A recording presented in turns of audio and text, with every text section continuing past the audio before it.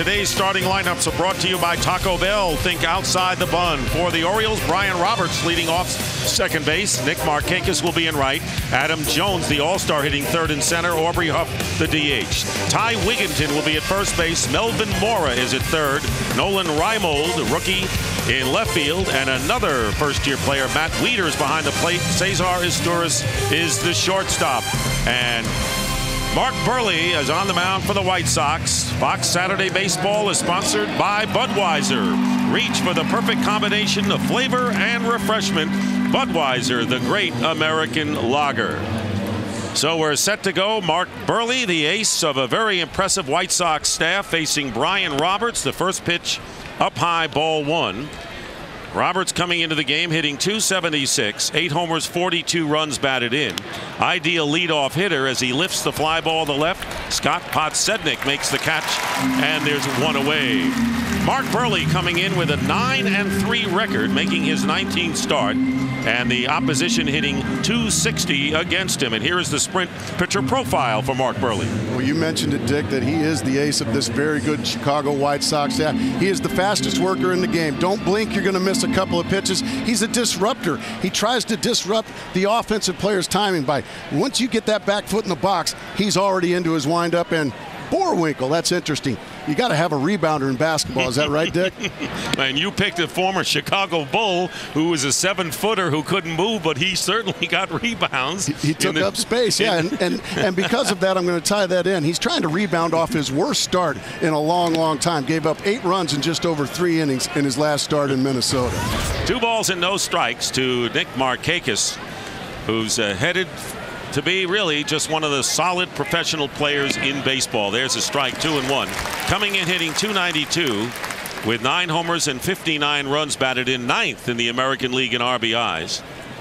And last night snapped a 99 at-bat drought with a home run. Hadn't hit one since June 16th against the Mets. And he's ahead of the count on Burley, 3-1. Well, Dave Tremblay, the manager of the Orioles, got a nice luxury that he can just stick Markakis in there against left-handed pitchers. And there's a drive to center field. It's going to be a base hit taken by Dwayne Wise on a hop. So Markakis, who is now 5 for 10 in his career against Mark Burley, is aboard with 1 out. Well, he does a good job of getting ahead in the count. A 3-1 fastball right down the middle bell tie, and he does exactly what you're supposed to do with it. Drill it into the right center gap for a base hit. Nick Markakis, he doesn't give an inch to left-handed pitchers. That's impressive. White Sox won last night 12-8. White Sox pitchers really didn't do all that well, and the Orioles wasted 12 runs, 14 hits, and 6 doubles. And here's Adam Jones, who knocked in the game-winning run in the All-Star game with a sacrifice fly in the 8th inning in St. Louis, and still stars in his eyes, playing his first series since the All-Star break, and the first pitch taken for a ball. Drilled a home run here yesterday to the right field bleachers. Got big power to all fields, but that was the first one in over 100 at-bats last night. And back to June 13th, the last time Adam Jones had hit one. So the Oriole representative in the All-Star game, and hitting close to 400 in day games. So he's got to like this format today. A hit on the count, 2 balls and no strikes. Runner at first, 1 out, and the foul ball, and it's 2-1. And let's go back to the first All-Star game for Adam Jones. The game-winning run batted in, a sacrifice fly in the top of the 8th inning, knocking in Curtis Granderson off of Heath Bell. And the American League wins again. Continues to dominate. 2 balls and a strike to Adam Jones, with Aubrey Huff, the designated hitter, waiting on deck.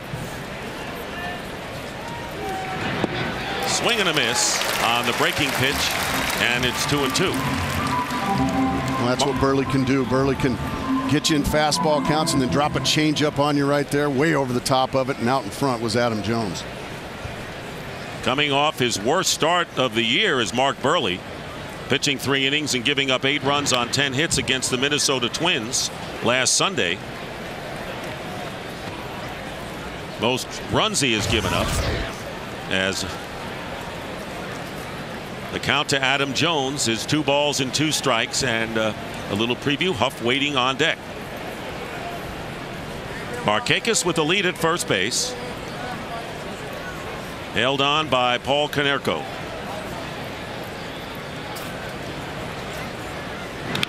And a fly ball hit to left field. Going over is Podsednik on the warning track and makes the catch. Going back to first is Markakis, and there are 2 gone here in the first inning. And let's take a look at the White Sox defensively. The outfield, Podsednik, who eventually will move to center when Carlos Quentin comes back. Dwayne Wise is at center, Jermaine Dye in right, and it's Beckham at third, Ramirez at short, Chris Getz, another rookie, is at second, Konerko at first. Pierzynski behind the plate, catching Mark Buehrle. And here is Aubrey Huff, designated hitter, late on this swing, and it's 0-1. That's a good cut fastball right there. Buehrle's not going to dazzle you with the radar gun. He's going to throw fastballs in the mid to high 80s, but always some different movements. Some cut fastballs away from left-handers and some sinkers in on them. Go to first base, close there. Did I mention he's got a pretty good move, Dick? You did now, and we saw now as Markakis was leaning. Looks like he's going to the plate the whole way, just able to get in there ahead of the tag was Markakis. And the foul at the plate. No balls and 2 strikes to Huff. The Orioles coming in at 40 and 49 and facing Buehrle, who is 4-2 lifetime against the Orioles and has won no decision this season.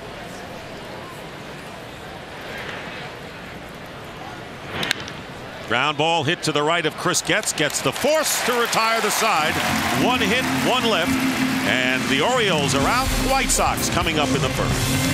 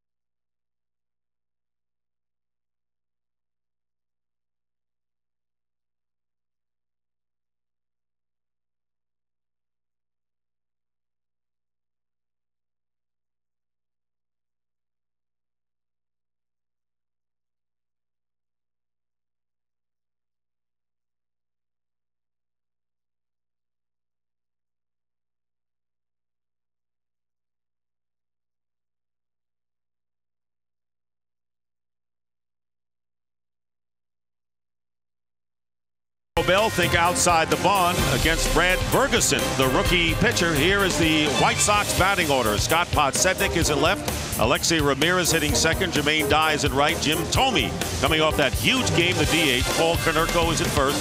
A.J. Pierzynski behind the plate.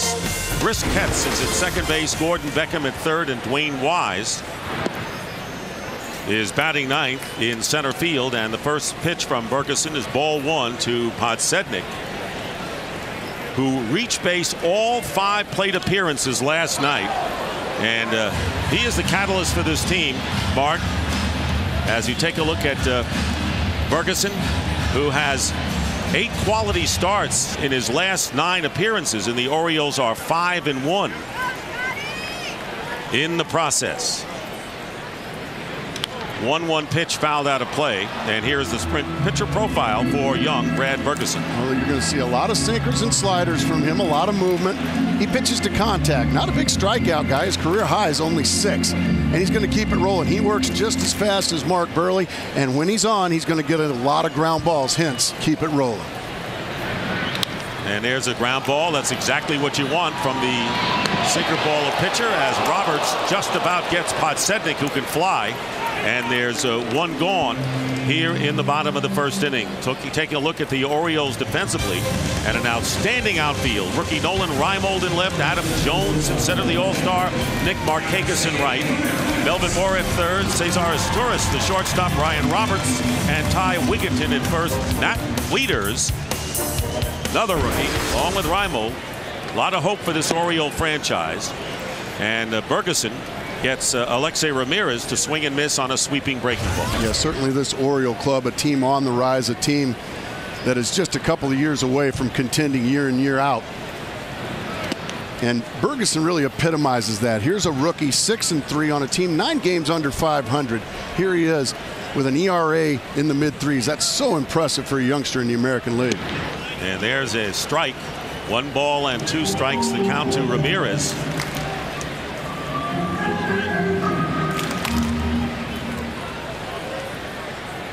Ramirez hitting .412 into the All-Star break. Off the end of the bat will be handled by Bergeson, and there are 2 outs. 2 ground balls, 2 outs in the White Sox berth. Yeah, Bergeson just continues to pound the strike zone with sinkers and sliders. 2 easy outs so far. Not much to dislike about this big right-hander, Dick. He's got that good pitcher's frame. 6'3". Everything under control. He's not a high effort guy. He's not a 100% effort guy. Keeps everything smooth and under control. Here's Jermaine Dye, who extended his hitting streak to 10 consecutive games in the 35-year-old outfielder. Looks at a slider outside, ball 1. Dye with an RBI double last night. Fastball on the inside edge, 1-1. So the White Sox, with a victory, can move to within a game and a half of the Detroit Tigers. And a fly ball hit out to medium left field. And Reimold makes the catch in a quick 1-2-3 inning. 2 quick pitchers in this game thus far. No score after 1.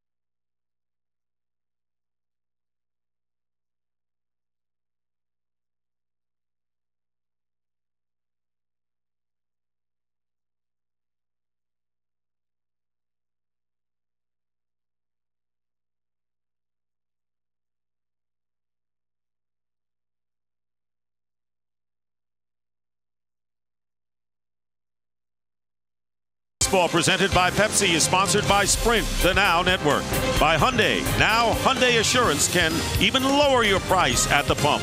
And by Frutista Freeze. Take a vacation with Taco Bell's new Pina Colada Frutista Freeze.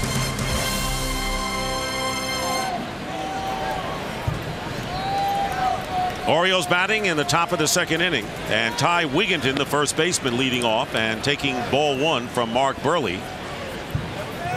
Wigginton hitting .257, 6 homers, 25 runs batted in, and very late on that fastball, and the count even 1-1. You mentioned how the Orioles do have reason for optimism, a lot of young players, but you can't jump ahead of yourself and say they're there yet, because they're not. You're right. You're right, and it's going to take some time. They are very young, and it's very difficult to find guys that come up and just all of a sudden become stars in this game in the first 2 years.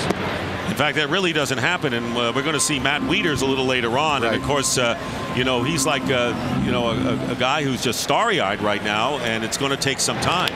There's a line shot into left center field, and it's going to be past Podsednik near the wall, retrieved by Dwayne Wise, and into second with a leadoff double is Ty Wigginton for the Orioles. A nice piece of hitting there from Ty Wigginton. Looked like Podsednik had a pretty good opportunity. This is a changeup that stays up in the zone. Wigginton drills it in the gap. Watch him stay back. He reads it and then drives it. It looks like Podsednik has a beat on it, but he comes up short. And it gets by him. Darn it! Should have caught that ball. It would have been a spectacular play if Scott had made the play. So the Orioles with a runner in scoring position, and here is third baseman Melvin Mora. And the first pitch up and away, ball one. Mora tied a season high with 3 hits last night, and he's needed that. He is batting 6th in the order last night and again today for only the 3rd time this year. And in this situation, you're thinking, well, Morris should be trying to drive the ball on the ground to the right side. But in the American League, Dick, playing for 1 run, just not as big a deal as in the National League. I spent my entire career in the National League, and you're expected to hit the ball to the right side. In the American League, they kind of play it like, we want more than 1 run. Especially with Mora at the plate as he takes a strike 2-1, as he tied his career high of 104 runs batted in last year. 2 balls and 1 strike. The Orioles with a 1-out hit did not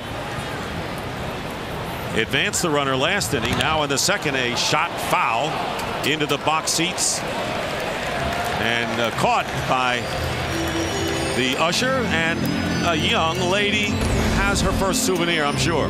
Burley, knowing that Mora trying to go to the right side, what's he do? He pitches him inside. That's such a difficult pitch to put in play and move the runner over. So a little cat and mouse here in the early going.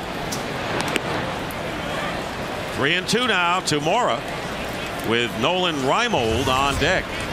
The Orioles have a chance to make some noise early here against the White Sox on kind of a cool day for late July in Chicago, and an overcast day at that. Foul out of play. And of course, Mark, I know you're used to being on the north side in your tremendous career. Is this about as cool as you remember this time of year? I can't remember a mid-July day being this cool. It's usually about 95, and you're already going through about your 3rd T-shirt by now. But you love it. Here's the 3-2 pitch, and it's grounded to Konerko, who makes the play for the out. So Mora, who is a great run producer, does his job, hits the ball to the opposite field, and advances Wigginton to 3rd with 1 out. That's called a productive out. As you can see, how about that? 69 degrees.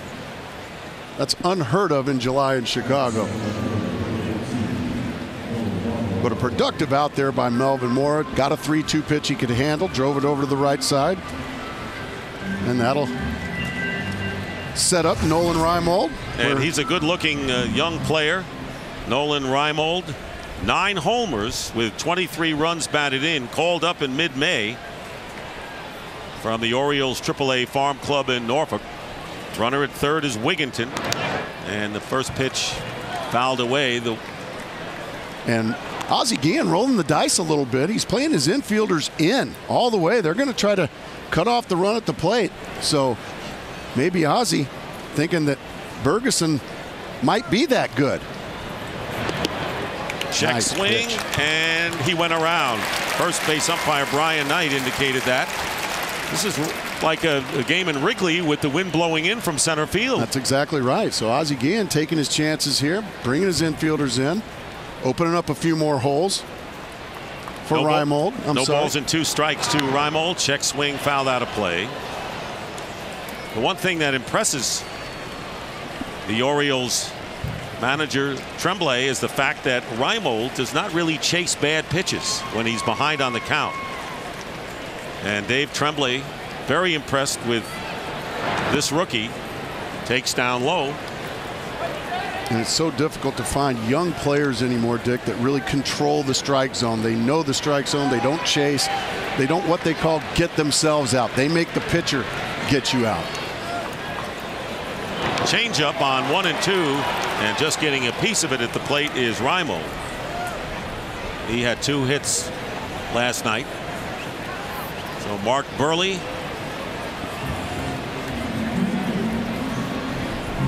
looking for his 10th win of the year. And that's just survival mode right now is Reimold. That was a really good pitch there by Burley, and it was spoiled to. And that's what offense is. If you can take away those tough ones, you might get a mistake here. Infield in, and the pitch riding up and in. 2 balls, 2 strikes to the Oriole rookie left fielder, with another rookie waiting on deck, catcher Matt Wieters. 30-year-old Mark Burley, and a base hit, extra bases perhaps down the left field line. Wigginton will come in and score on his way to second, and in there standing up with a double, Nolan Reimold, giving the Orioles a lead 1-0 with his 24th run batted in of the year. Well, Ozzie Guillen rolled the dice, and because the infield is in, and even at the bag at third, right by Gordon Beckham goes this line drive. The great effort, but just by him. And that gives the Baltimore Orioles the early lead. Nice at bat there by the youngster Reimold, who in his first year hitting over 340 with runners in scoring position, delivering here. Here's Matt Wieters. So much attention has been devoted to Matt Wieters, who is 6'5", 230 pounds as a catcher. He was the Orioles minor league rookie of the year last year, and you wonder about rookies having so much burden on their shoulders with a team that is not a winning team right now. Well, especially as a catcher, Dick, there's so many things you have to do as a catcher besides hit. And a broken bat, bounding ball to Konerko, who will step on the bag for out number 2 as Reimold goes to third. And now a DirecTV game break. The Yankees won 2-1 in the second inning. CC Sabathia gets Curtis Granderson swinging. No score at the time, but in the bottom of the 7th inning, A-Rod, Alex Rodriguez with a solo home run, his 18th of the year off of Justin Verlander. The Yankees led 1-0. It was A-Rod's 571st career homer, and the Yankees go on and win behind Sabathia's 9th win of the year, 2-1. Cesar Izturis, the shortstop and the 9th hitter in the order, takes ball 1 from Burley. A-Rod just continues to do it. Foul ball. What's your take on the American League East this year? Who's your pick, Dick? Well, the Yankees right now have, or I should say the Red Sox have the best pitching 1 through 12. Without a doubt. The Yankees have tremendous talent. Change up, grounded to shortstop. Ramirez will make the play. The Orioles get a run. They strand a runner at third, and in the middle of the second inning, the Orioles lead the White Sox 1-0.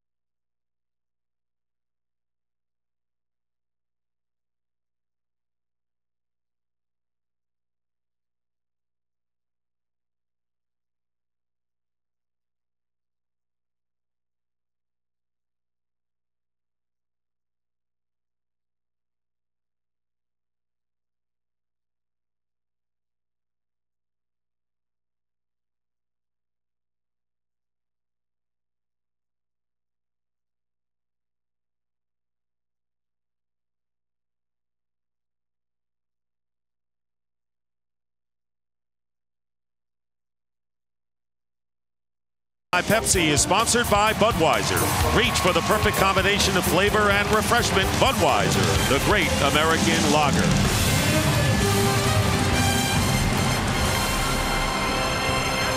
And the White Sox hero from last night, Jim Thome, the designated hitter, leading off, as Mark had mentioned, 2 home runs, career high 7 RBIs in the 12-8 victory. And Bergeson pitches a ball, 1-1. Bottom of the 5th inning, Thome with a 3-run homer off of Jason Birkin. And then in the bottom of the 6th, the grand slam home run off Danny Spyatt. And Thome gets on with a base hit.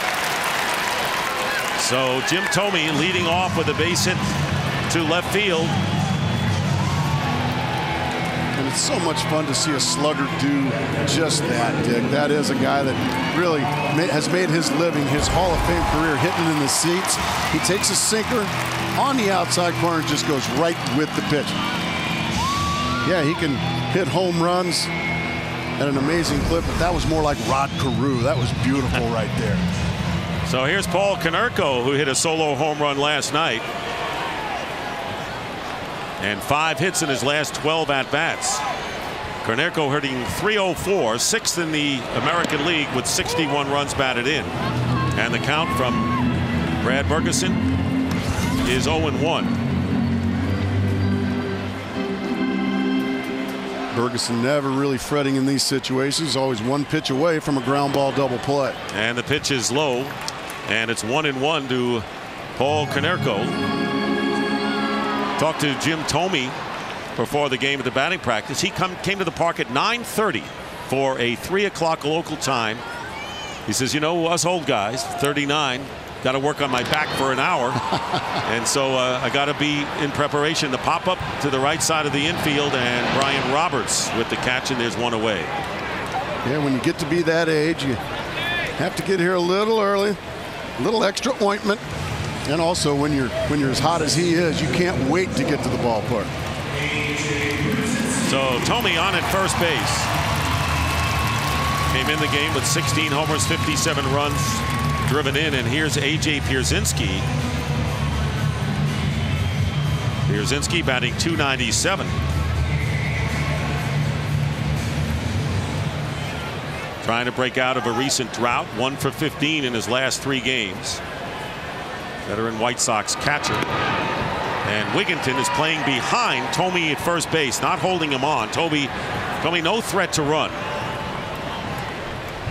He's one of those base cloggers out there. He goes station to station. He was a lot like me. He can score on homers. And a line shot to left center field. Adam Jones coming over to make the grab. Hard hit off of Bergeson, but Pierzynski is retired. And that'll be the 2nd out here in the 2nd inning. The impressive thing about Bergeson, he's facing a lineup with a lot of power. Dye, Thome, Konerko, Pierzynski. These guys can hit the balls in the seats and into the gaps, but he just continually attacks them with strike 1, attacks them. No back down in this youngster, and that's very impressive. So you've got the veteran power hitters, and then you have the young players who have really fit in nicely, like Chris Getz, right, the second baseman, hitting .262. He has 13 stolen bases and hitting 8 for 15. That's better than .500 in his last 4 games. And a strike on the outside corner. So Getz and the on-deck hitter Gordon Beckham have really shown that they can handle the pressures of a race in the AL Central as rookies. Ground ball, foul. And what else they bring to the table is some much needed speed for this Chicago White Sox team. This was a plodding team the last few years. Yeah, they won a World Series with a home run hitting plodding team. But after a while, those players get a little older and they're just not what they used to be. So a much needed shot in the arm for Ozzie Guillen and these youngsters, bringing some speed and some athleticism to this lineup. And we know the pitching is as good as there is. And the pitch hitting the knee of Getz. And he'll get on base. Thome will advance to second base. So we're talking about the youth of the Chicago White Sox, and you can throw Jason Nix into the mix as well with 6 homers, second among rookies, and what Chris Getz and Gordon Beckham have done so far this year. You don't need any razors in the locker room for those guys. Those are some fresh-faced youngsters. They're going to be here for a long time. He may not shave for another 5 years. Well, here's Gordon Beckham with 2 on. And the ground ball, the third baseman Melvin Morris steps on the bag for the force to end things. White Sox had 2 base runners, but after 2 here in Chicago, the Orioles lead it 1-0.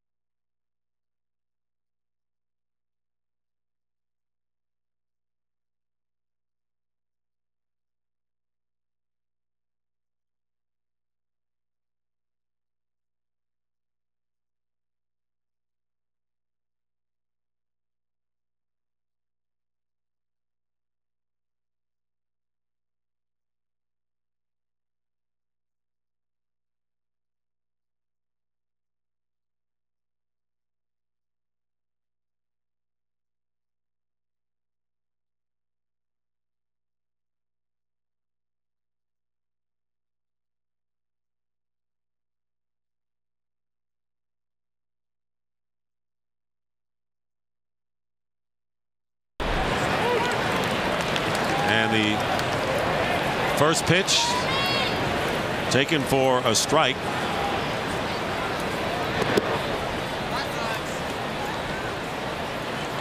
Brian Roberts flied out to left his first time up. Fast working Mark Burley takes something off that pitch. It's 1-2. Yeah, Burley will try to come to the plate when the hitter's in the middle of his practice swing. they'll time it and come right to the plate. And that's the practice swing in the on-deck circle you're talking about. That's right. 2 balls and 2 strikes to Roberts. So the Orioles batting around for the second time in the game. Roberts, Markakis, and Adam Jones. And a changeup, and Roberts goes down on strikes. First strikeout by Burley in the hometown fan cam, brought to you by the Bank of America Home Loans, making a commitment to home and homeowners starting now. Home has a new address. It is Beach Day here at the ballpark. Yes, parrots on shoulders. We have a pirate and also hula dancers. But Mark, it's not a beach day. It's not a beach day. It's 69 degrees. And well, that would, some people would. I guess if the Oak Street Beach is considered a beach, I guess it's a beach city. Call strike to Nick Markakis. Not a whole lot of palm trees in Chicago. But the fans having a good time here as the Chicago White Sox making a good run here, and a fair ball down the left field line off the handle by Markakis. On his way to second, the throw by Podsednik is cut off, and Markakis with his second hit. A one-out double here in the Oriole third. Well, Markakis is fooled by this changeup, but he keeps his hands back and he's able to just fight it off. And And that is legitimately just fighting it off down the left field line. And when your bat stays in the strike zone that long, you're going to get some hits like that. A lot of people saying, oh, that was lucky. No, their luck had nothing to do with that. That was just a good piece of hitting by Markakis, even though he was fooled. That's the 4th hit for the Orioles, and they have another runner in scoring position. They lead 1-0, and here's Adam Jones, who flied out to Pozednik and left his first time, takes a pitch for a strike on the outside corner. So Jones in a position to get the job done if he can, to move Markakis over to third. Aubrey Huff, the DH, on deck.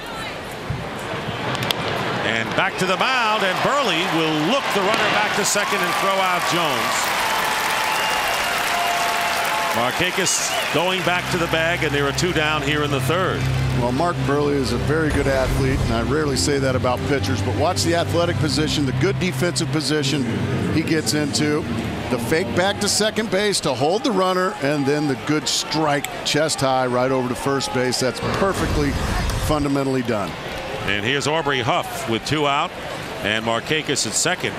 And I would add the intelligence of Mark Burley not to risk throwing to second, not getting the runner, and all of a sudden having 2 runners on. 100% correct. Take what they give you. Huff hit into a fielder's choice his first time up. Again, taking something off the fastball. 1-1 the count to Aubrey Huff.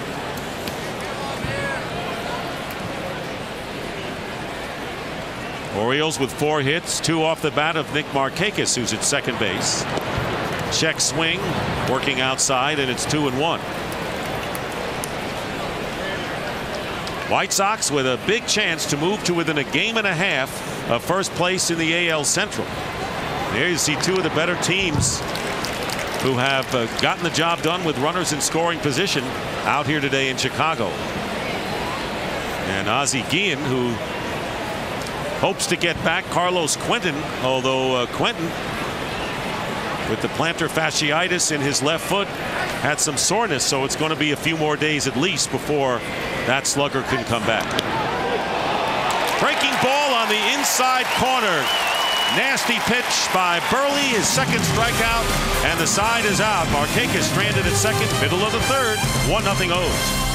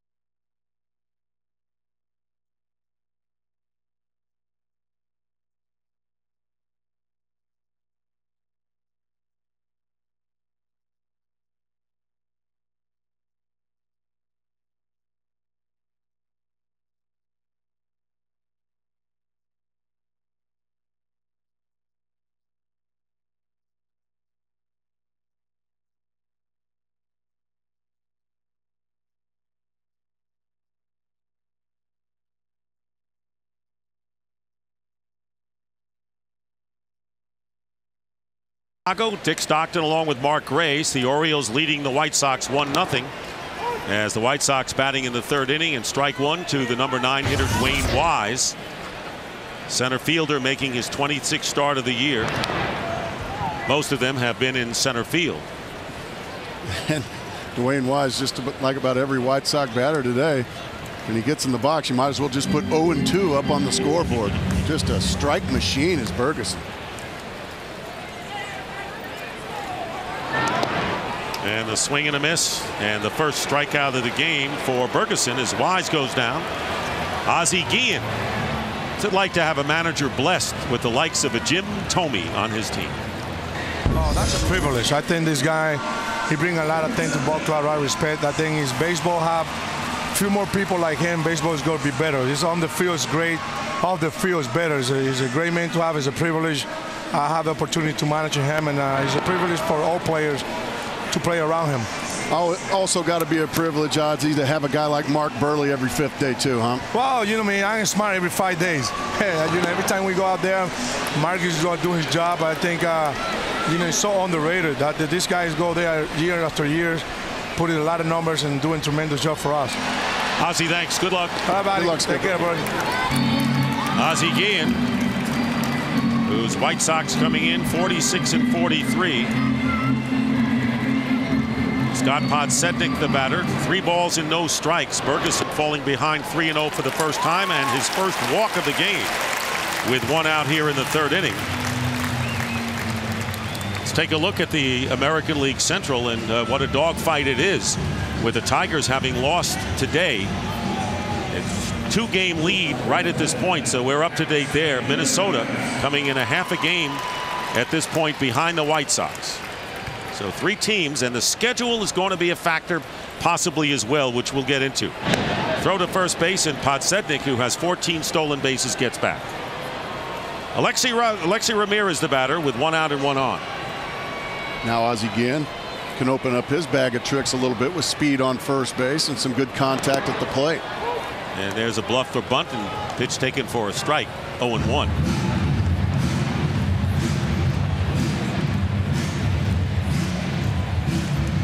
Third base coach Jeff Cox. Wigginton is holding on. Podsednik here. And Bergeson stepping off the rubber. Bergeson's 23 years old, native of Fairfield, California. And off to a great start in his career. And there's a call strike. In spring training, no one was even giving any thought to Bergeson on this pitching staff. Not at all. As you can see, a huge hole through the right side to hit through for Ramirez. But you're right.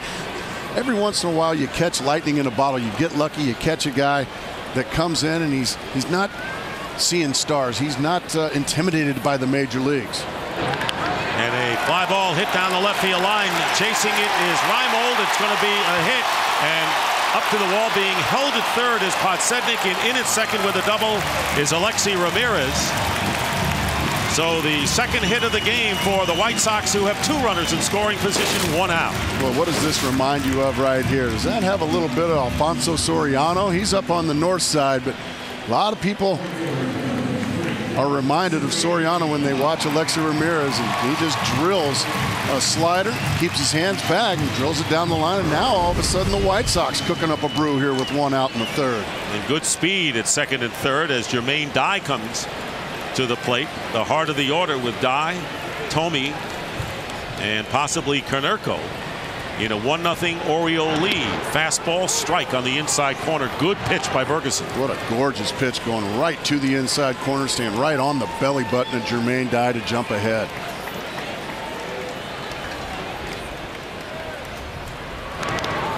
And it's fouled off, so Bergeson jumps ahead 0-2. Right back in there again he goes. That's what we've been talking about how impressive this youngster is. Here's Jermaine Dye. This guy's got 20 home runs. He's driven in 56. What's he do? Attacks him right on the inside corner and jumps ahead 0-2. Boy, you love these youngsters that they don't fear the big sluggers.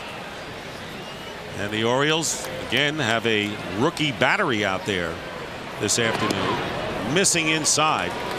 1 ball and 2 strikes, and if you're going to miss inside, make sure you miss. And last night, Tomey took advantage of pitches that weren't that far inside. And it's popped in the air. Wigginton in foul territory, and he makes the catch, and coming about a third of the way was Podsednik as the throw comes to the plate. And there are 2 away here in the third. And let's see how he did it, Dick. It's pretty simple. He just attacked Jermaine Dye inside. These big guys, they like to get those arms extended. They like those big telephone poles that are sticking out their sleeves. They like to get them extended to drive the ball.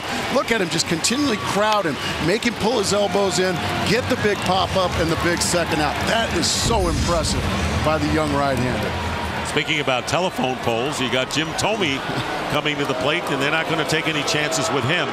First base is open, and they'll play the percentages and pitch to Paul Konerko. Well, that is kind of picking your poison here. Percentages, well, Paul Konerko's driven in 61 this year. He's hitting over 300, so this time it's Dave Tremblay's turn to roll the dice a bit, if you will.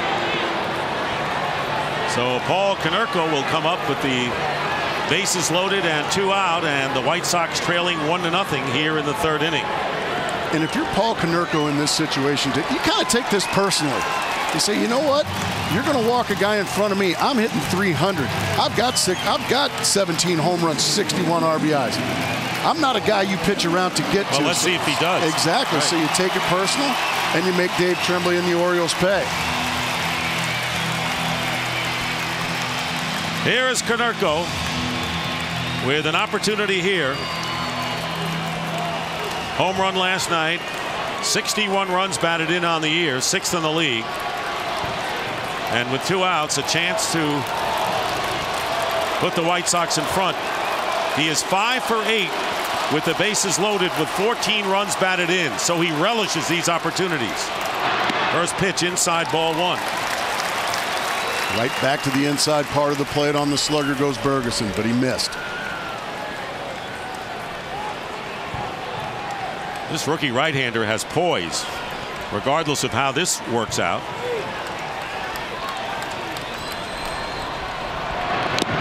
Good fastball right on the inside part of the plate, 1-1. Boy, didn't that sink? That thing just sunk with some teeth right on the back foot of Paul Konerko. Starts belt high, and then it is gone. And as you said, Dick, just living on that inside corner on these big sluggers. He beat the White Sox in his first major league start back on April the 21st. So this White Sox team has seen him, and there's a drive hit to left field. Coming over is Reimold, and he makes the catch on the warning track. Just hung up there enough for Reimold to get to it. So the White Sox leave the bases loaded, don't score, still 1-0.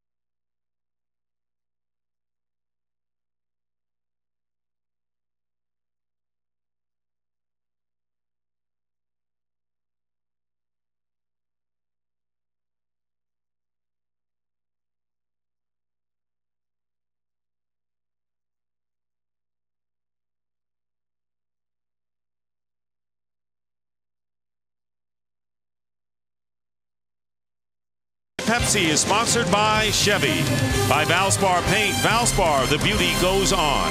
And by Bank of America, home loans starting now. Home has a new address. Terrific performance by Brad Bergeson to get out of a bases-loaded jam with the dangerous Paul Konerko. Orioles maintain the 1-0 lead and a strike to tie Wigginton leading off here in the fourth. Wigginton doubled and scored the only run of the game in the second. Up the middle, base hit. So Ty Wigginton 2 for 2. And the Orioles have the leadoff man on. And we talked to Dave Tremblay, the Orioles' third-year manager, and of course managed Mark Grace in the instructional league in the Cubs organization. What about Mark Grace? He was a baseball player, and you know, somebody didn't have to tell twice how to do it, and you know what you're going to get every day from Gracie. And I tell you, the thing I remember about him, he could hit with men on base. I mean, that's when he brought his game up. He could hit with men on base, and he did it from a very early start in his career, and that's what kept him in the big leagues for a long time. Dave, you've got to like the prospects of your team. Not there yet, but they got potential.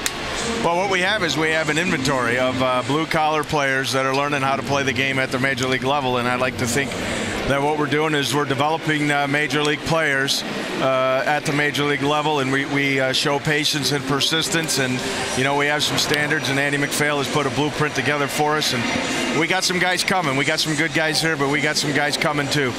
Mark didn't want to say anything. I just want to say I'm real proud of you, Skipper. Keep it up, okay? Well, I appreciate, you know, guys like you help me get here, and I haven't forgot that. Thank you. You're welcome. Good luck. And that was a great moment. And Dave Tremblay was telling me before the game about how when he came up, everyone said, well, he's the interim manager, and no one wants to hear that. And you really had his back when it came to that, because you knew what kind of a manager and kind of a person he was. Well, I had him almost 25 years ago when I was a young whippersnapper in A-ball and in the instructional league, and he was a guy, you talk about a guy that's paid his dues. He really paid over 20 years of dues as that one skied to center field. So I don't get to finish my quote other than he's a guy that you absolutely root for and you want the best for. And you said it well. Double play helps Burley get out of this one. We'll be right back.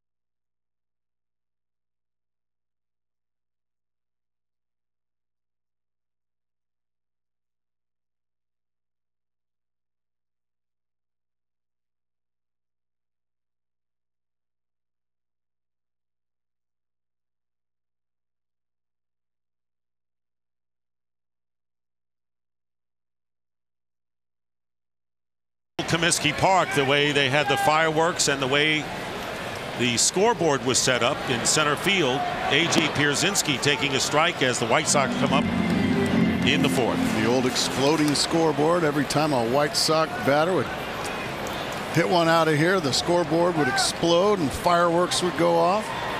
Pierzynski line to Adam Jones in center field. And we talked about the schedule, and the White Sox have really a tough schedule the rest of the way. They are home with the Tampa Bay Rays for 4 games this week, and then they go to Detroit for a big 4-game series against the Tigers. And a win today, of course, they can climb to within a game and a half. Pierzynski fouls it off, and the count 0-2. Yeah, it's going to be quickly seeing what the White Sox are made of. Tampa's starting to play very well. And then also the Detroit Tigers. They're a team that's still in first place. What a job Jim Leyland has done with that Tiger ball club.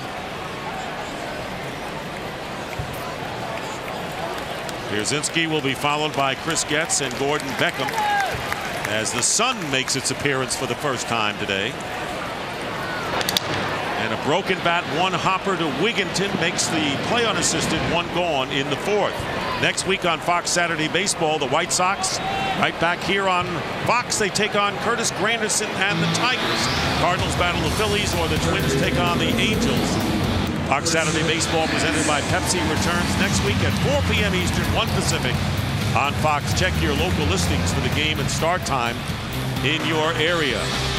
So White Sox Tigers for most of you next week. And here is Chris Getz, and he takes ball 1 inside, hit by a pitch on the knee his first time up.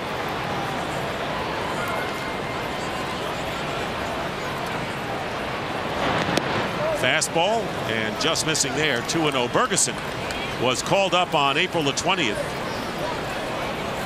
He's a 4th-round pick in the 2004 draft and was the Orioles minor league pitcher of the year last year, winning the Jim Palmer Award.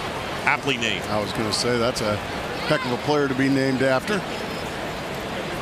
2-1. Breaking pitch and bounce to Roberts. And Brian Roberts making the play. 2 ground balls, 2 outs here in the 4th inning. Ferguson more than holding his own with a 1-0 lead with the sinker ball work. And then some. He got out of a bases loaded jam in the last inning, attacking Jermaine Dye and Paul Konerko inside. But really, other than that, Dick, he's been in a lounge chair out there. It's been easy for him here through 3 2/3. Orioles coming in with the worst road record in the American League, 14-28. And here they are facing a team in a fight as the breaking ball is into a strike to Gordon Beckham. And this Oriole team may be 15 games out in a very tough division. It's 9 under easy. 500. Especially over there with the emergence of Tampa now as a team to be reckoned with in the World Series last year, as well as the always there Sox and Yanks, as that one shanked foul. He just continues to attack inside on these right-handed hitters. That tail on the fastball, it goes about 4 or 5 inches with late break right inside on the hands of these right-handed hitters. And the White Sox hitters have not made adjustments yet. How should they adjust? Well, maybe back off the plate just a couple of inches, or just look in there. Look at him going right back in there again. Just being a bully to these White Sox hitters. 2 balls and 2 strikes with 2 outs. And up the middle, and that'll go into center field for a base hit. A 2-out single by Gordon Beckham. That is the 3rd hit of the game for the White Sox. Yeah, Beckham finally got something out over on the outer third of the plate, something he could drive right back up the box.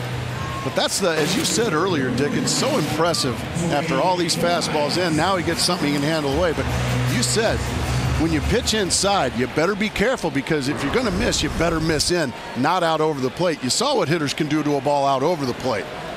Dwayne Wise struck out his first time up on the first pitch, lifts it out to center field. Adam Jones is under it, and that'll do it in the White Sox 4th. 1 hit, 1 left. We go to the 5th.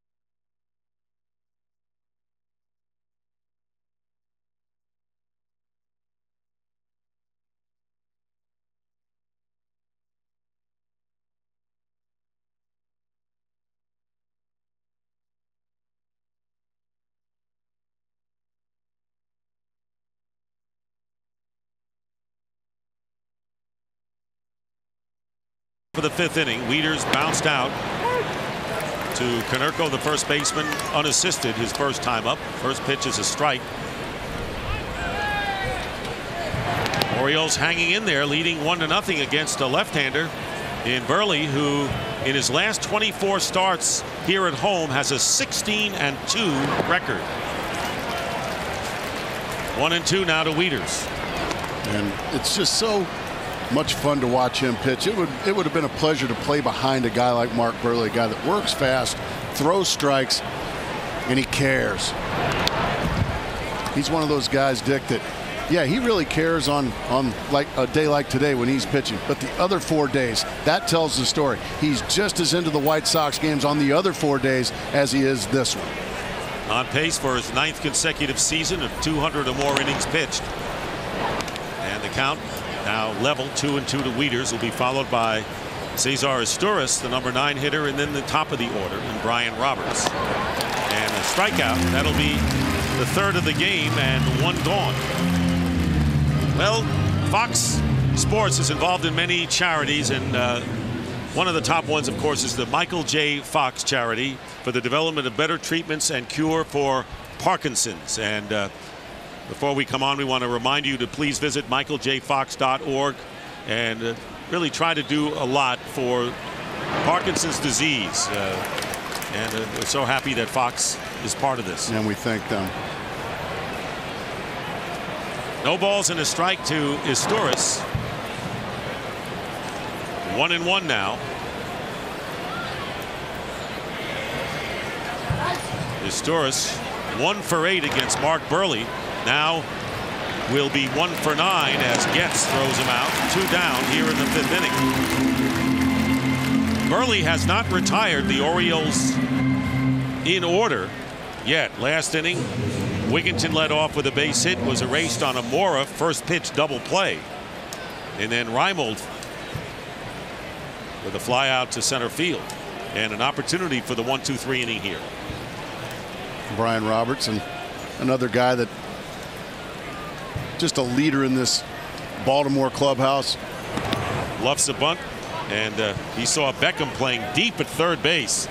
And Beckham will not go as far back this time. Exactly. And plus, Roberts, when he gets on, he can steal a base. And it's also getting on for Nick Markakis, who can drive a ball in the gap and pad the lead. 1 ball and 1 strike. You want to know how fast Burley has worked? It's been only a matter of a few minutes. First inning, 6 minutes to retire the side. Second inning, 9. Third inning, 4 minutes. And in the 4th inning, throwing only 7 pitches, including a base hit, 2 minutes, and he was out of the inning. And this is where a team has 5 hits already in the game, has not retired the side in order, and he's working that fast. Here's the 3-1 pitch and a line drive base hit to left field. 2-out single for Brian Roberts, and that is the 6th hit of the game. So the Orioles have hit safely in each of the first 5 innings. Yeah, and Burley's still looking for that first 1-2-3 inning. Now all of a sudden speed. And something else to think about here for Mark Burley. When you get a guy like Roberts on first base, sure, you still want to take care of Nick Markakis because he's got 59 RBIs. He's very dangerous. But now you've just got something else to distract you, and that's speed at first base. And if you're the Orioles, you know, you just can't play station to station, no. really. Throw to first base, and getting back is Roberts. You've got to get things going to try to get, when you're the Orioles, 15 games out, to get things going against the better club here. Yeah, you keep your foot on the accelerator. You can't sit back and wait for 3 hits in an inning off a guy like Mark Burley. It just doesn't happen enough. Markakis has the 2 hits with a single and a double. Wigginton also with 2 hits for the Orioles.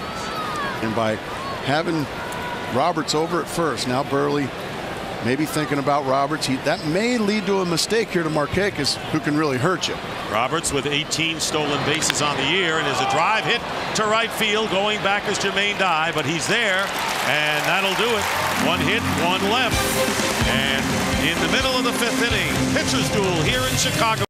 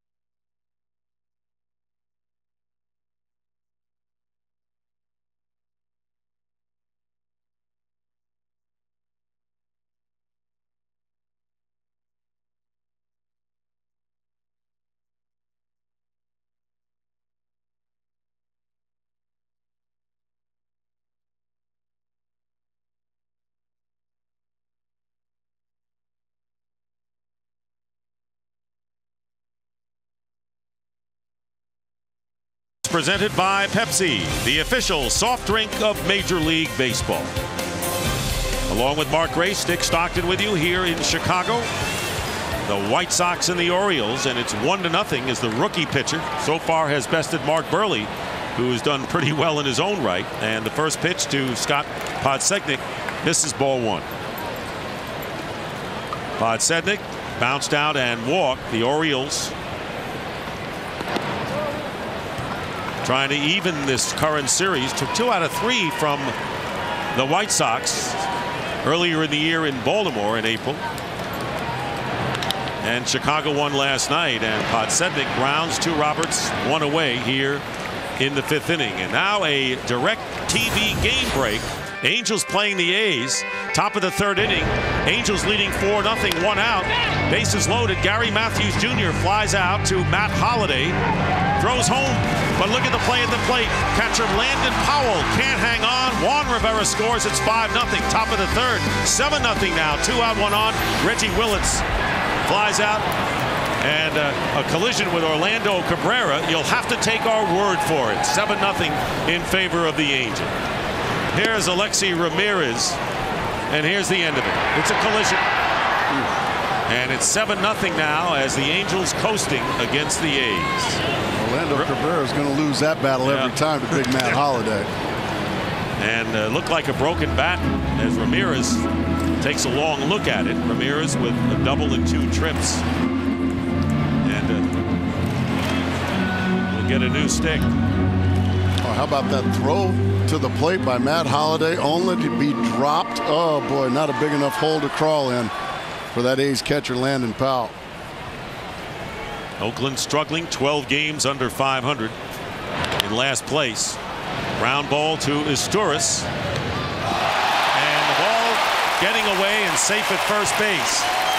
And off the glove and Ty Wigginton. Rolled into the dugout, so now goes to second. Alexi Ramirez will be awarded second base, and talk about a hole to dig. What's going on today, Dick? Everybody dropping balls. It's happening in Oakland, and now it's happening here in Chicago. A pretty simple throw to catch. That's just taking your eye off the ball, losing your concentration. And sure enough, a big break for the White Sox. My goodness. That's hard to do. Throw is there, so with 1 out, Alexi Ramirez is at second, representing the tying run, and here is Jermaine Dye, who is 0 for 2. Ferguson's first pitch outside. It'll be interesting to see now just how the youngster, Ferguson, how does he bounce back from something like that happening behind him? You're in cruise control, and then all of a sudden, whoa. There's a breaking pitch in for the strike. Interesting in talking Dave Tremblay before the game that he wanted Wigginton in there at first base instead of Huff, because against the sinker ball pitcher thought he'd be a better defensive first baseman. Didn't count on the higher throws coming in from the infield. There's a drive deep to left field by Dye, looking up, and it's gone. Home run, Jermaine Dye, and the White Sox take a 2-1 lead.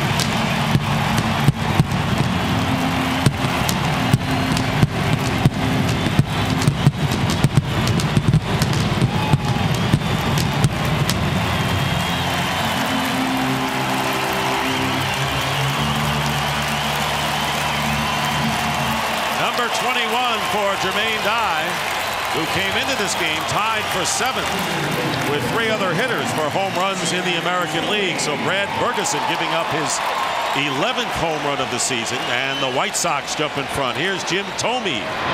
Fastball in for the strike. Thome has been on base twice with a single and was walked intentionally. Well, we wondered how Ferguson would react to the error behind him. Well, the answer was he left a fastball right down the middle. And there's a drive to right center field, and it won't be flagged down by Markakis.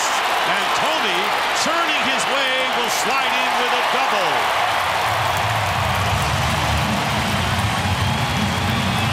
Second hit of the game for Jim Thome. So the error opening up the doors for the White Sox here in the 5th. It's amazing. Ferguson in cruise control, moving right along, gets an easy ground ball. The error was made. Then he makes 2 mistakes, a high fastball to Jermaine Dye, and then he leaves a slider in the middle of the plate for Jim Thome, and the 2 big White Sox sluggers make the youngster pay.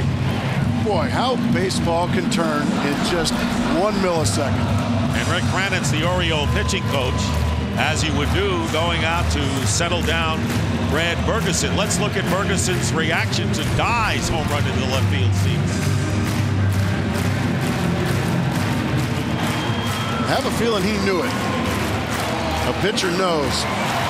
Like I said, it's just a mindset. Instead of having nobody on and 2 out, all of a sudden he's in the stretch instead of the windup, and he just didn't get over that mental hurdle. That's something he'll learn as he gets a little older in this game. So here's Paul Konerko. White Sox with 2 runs on Dye's 2-run homer. Now have another runner in scoring position. Ball 1 to Konerko, who is 0 for 2. Has hit the ball in the air twice.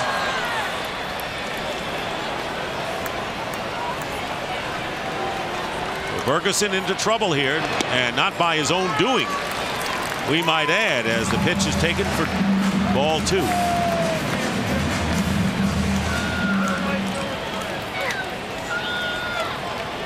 Well, just the things you take for granted in this game.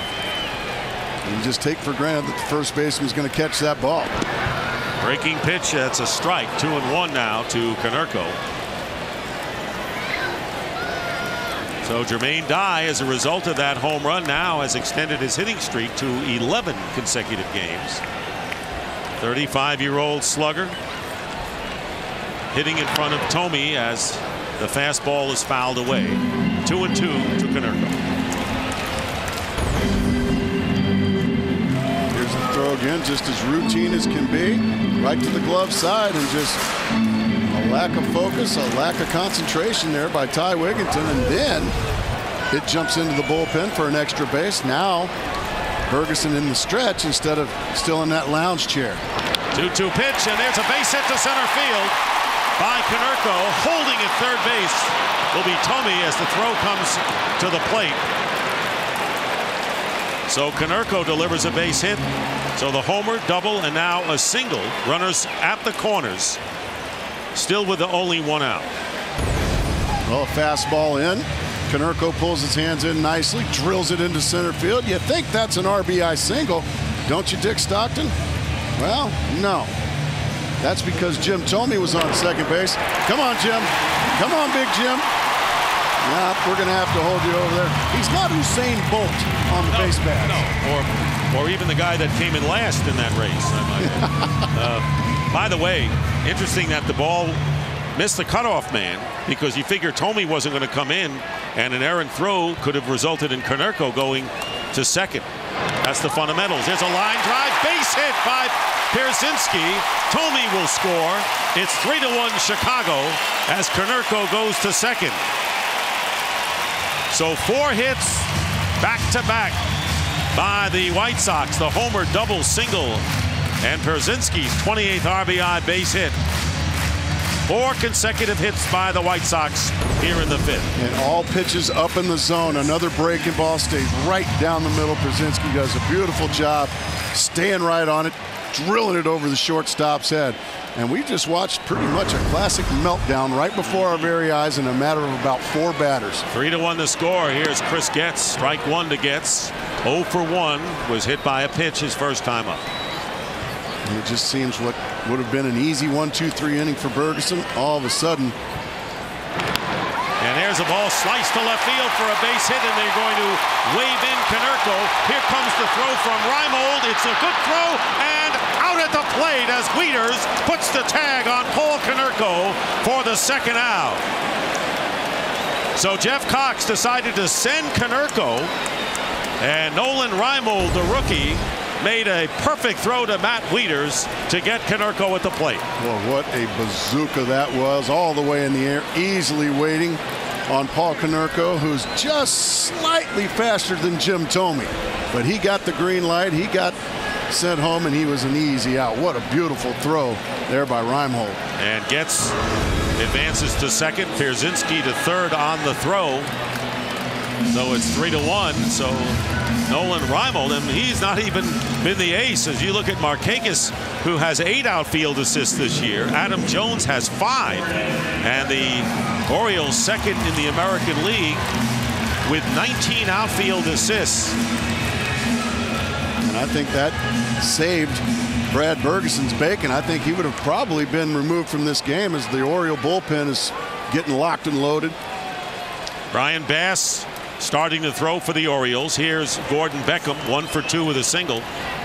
Runners at second and third with 2 out, and a call strike to Beckham. Good looking rookie. Shortstop his natural position, and struggled a bit at third base, but getting better. A fighter, to say the least. There's a base hit to right field. Here comes the throw from Markakis, and it's at the plate and out at the plate. So Pierzynski scores, but gets is thrown out by Nick Markakis, who has his 9th outfield assist of the year. Came in tied for second in the league. 2 plays at the plate, and the White Sox are out. But Dye with the home run to put the White Sox in front. 4 runs off the plate. 4-1 Chicago after 5.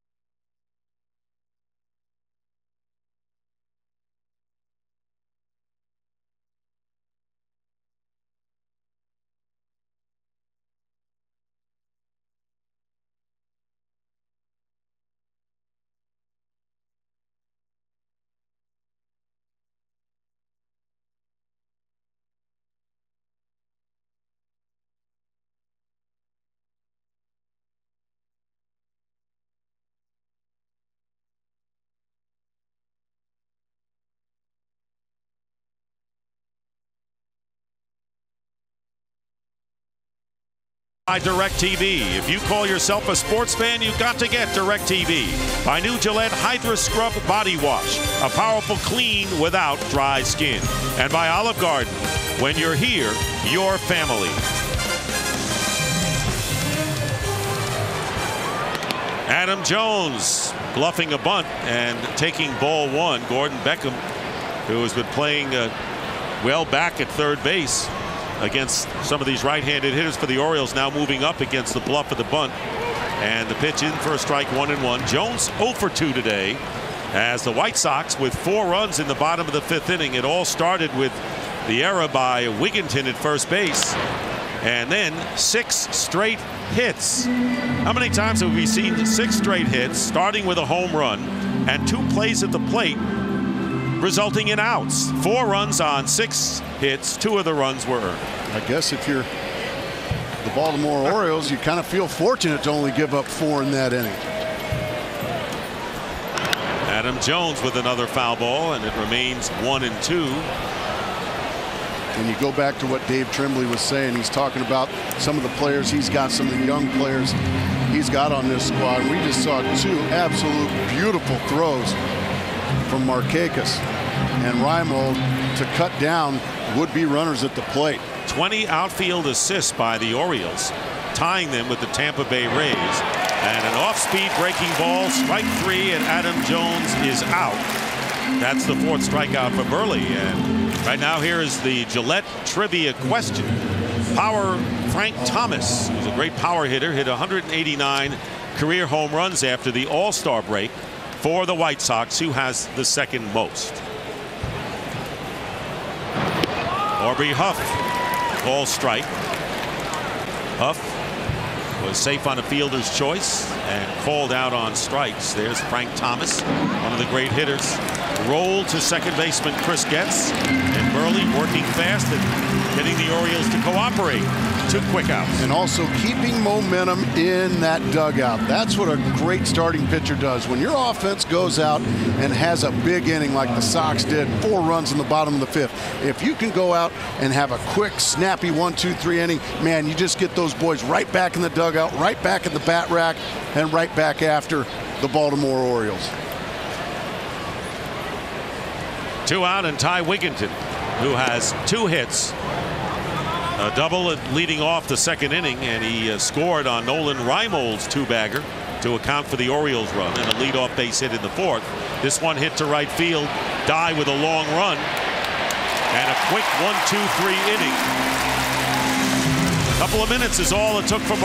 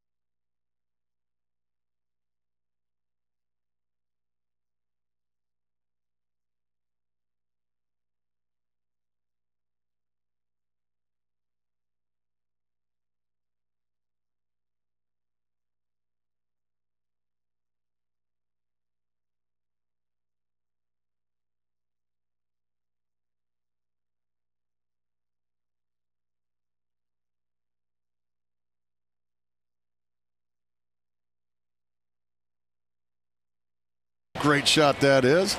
That led to the only Baltimore run. And so Brad Bergeson taking a deep breath after that one.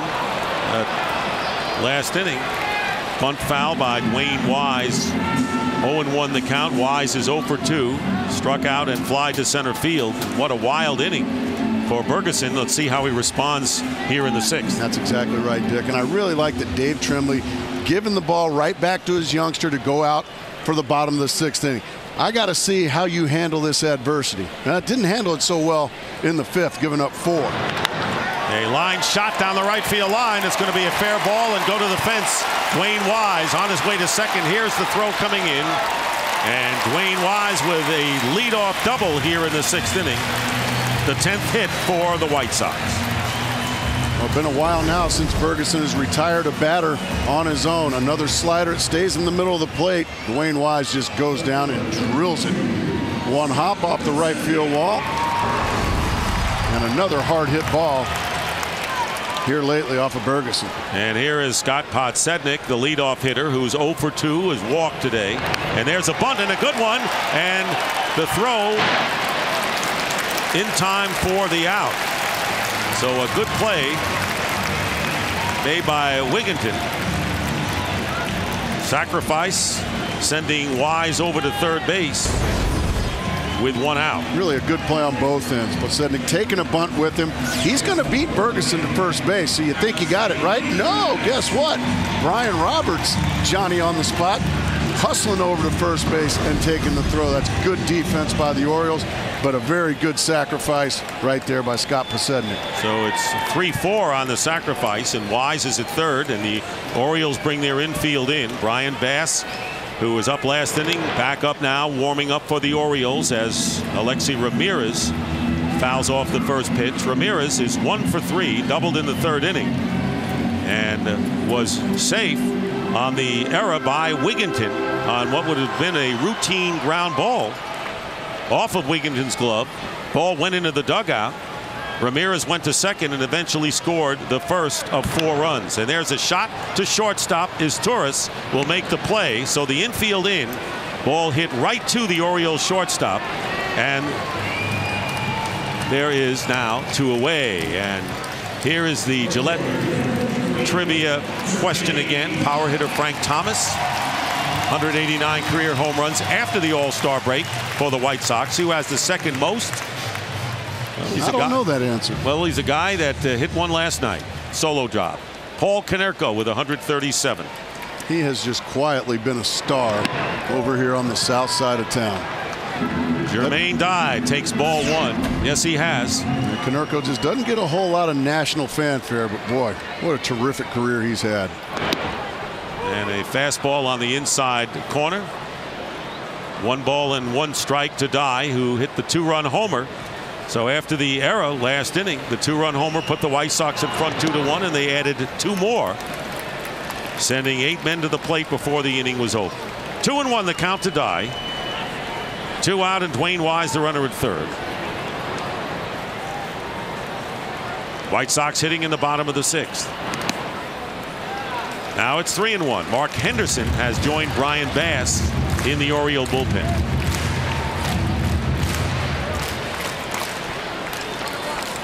Jim Thome is on deck. 3-1 fastball hit to straightaway center field.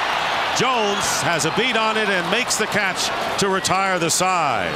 White Sox leave a runner at third, and we'll be back after these messages from your local Fox station.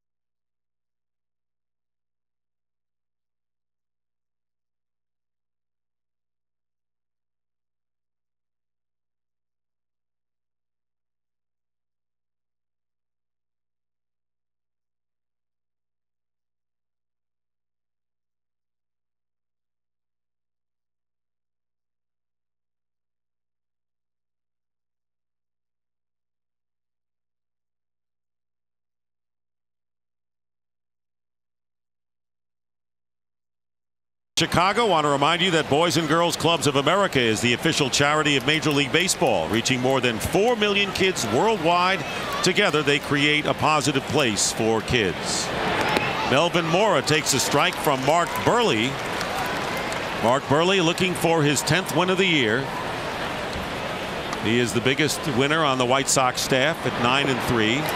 And the count 0-2 to Burley, who had 1 inning pitched, and it was a 1-2-3 inning at the All-Star game in St. Louis, retiring Chase Utley, Albert Pujols, and Ryan Braun. That's a pretty good trio. Mercy. Mora has bounced to the right side and hit into a double play. This is a fair ball. Beckham behind third. 1 away in the 7th.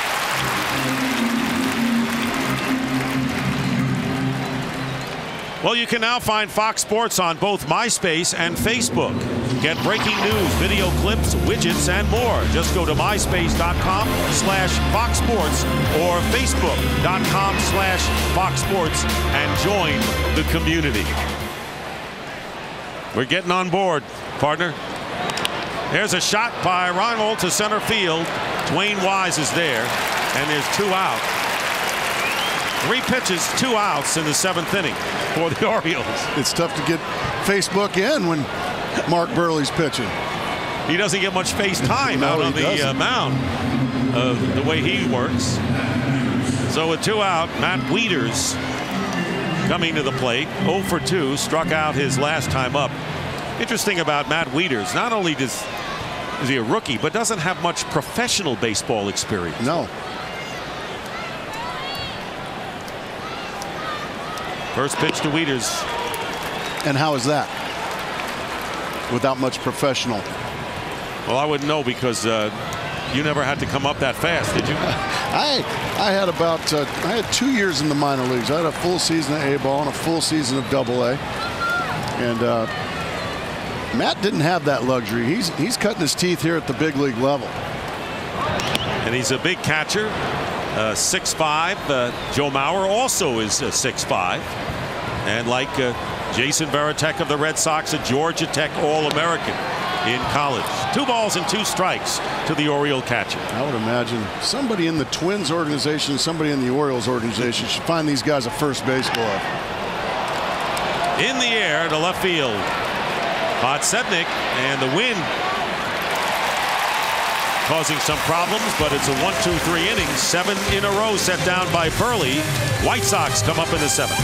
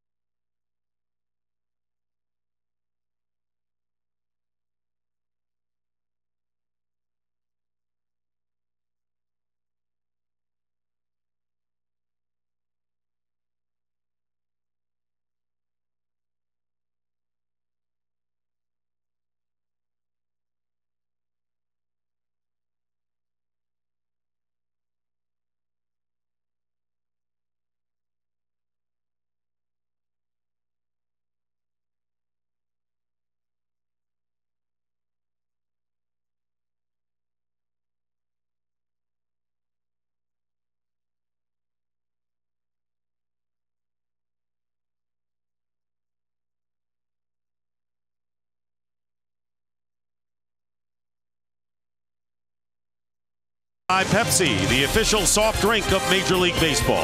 And sponsored by KFC and the new $5 fill-up box featuring Kentucky grilled chicken. And by One A Day Men's, the official multivitamin of MLB, specially formulated for men.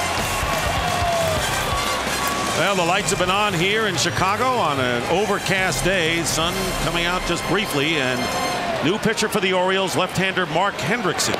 And facing Jim Thome, who takes ball one. So Hendrickson is aboard, making his 19th relief appearance of the year. Has also started 7 games in relief of Bergeson, and the pitch missing 2-0. Thome today with a single. He was walked intentionally and doubled, scoring a run. So Hendrickson is aboard. Thome followed by Konerko and Pierzynski.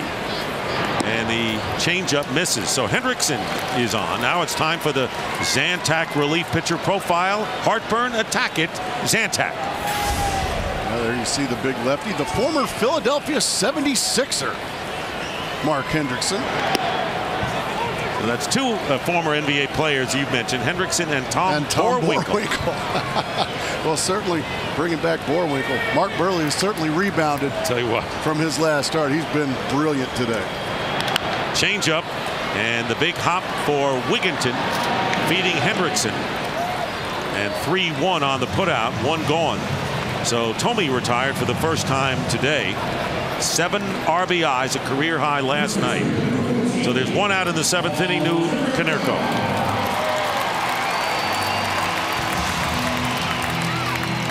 White Sox leading 4-1, scoring 4 runs in the 5th inning, 2 of them earned.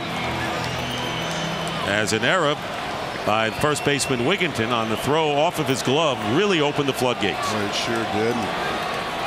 Brad Bergeson just wasn't able to overcome that in the 5th inning, but boy, he was awfully impressive otherwise, wasn't he, Dick? No question about it. He was fun to watch. Yeah, he was, and he showed poise, but then it all came down on him, and it was Dye's 2-run homer as part of 6 straight hits against Bergeson, who actually ends up with a quality start, but not a successful one in the long haul, as Konerko takes a strike, 1-1. Bergeson in 6 innings, giving up 4 runs, only 2 earned, 10 hits, walked 2 and struck out 1, and the long ball to Dye. Konerko 1 for 3, and on the let-up pitch fouls it out of play. Talking about the White Sox in the schedule, and you can analyze it any way you want, but let's just take a look at games played against the top 3 in the American League East. Well, the White Sox have 19 games left against New York, Boston, and Tampa Bay. The Tigers have 14 games left against those teams. The Twins, none. Wow. Well, there you have to say advantage Twin Cities. Well, what a job year in, year out Ron Gardenhire and his staff do with those Minnesota Twins. Always right there, no matter how many free agents they lose. They've had a good farm system, haven't kept them all over the years, but are always there. And a great scouting system as a result. 1 ball, 2 strikes. It's nice to see. It's nice to see teams do it the old-fashioned way. You know what? Let's pay our scouts well. Let's get them out there. Let's find the players that we like, the Twins way, so to speak. They play more of a National League style. They go first to third as good as anybody. They bunt. They hit and run. They don't sit back and wait for 3-run homers. And that's been their mode since before Ron Gardenhire. Tom Kelly. Right before him. And, you know, the Minnesota Twins playing in that dome. And, of course, you say, well, you can hit that long ball out of there. But with the artificial turf that they've had there, first to third, not a bad idea, like the Kansas City Royals used to do in their age. Boy, remember, who was better first to third than Willie Wilson? Here's the payoff pitch, changeup, and Konerko strikes out for out number 2. Well, our Taco Bell Bring the Heat comparison shows Brad Bergeson against Mark Burley. How does it shake out, Mark? Well, you see Mark Burley just proving that you don't have to be able to throw it through a brick wall to get major league hitters out. That is his high, 86 miles an hour, but he's been hitting the corners, he's been changing speeds, and on the other end, Bergeson, like I said, Other than that one inning, he was brilliant. It was just a mental hiccup for him. And he'll learn from that. He now 9 quality starts in his last 10. But the Orioles on the short end of a 4-1 score here as Pierzynski bounces it to Brian Roberts. 1-2-3 inning for Mark Hendrickson. So we go to the 8th inning here in Chicago with the White Sox in front by 3 runs.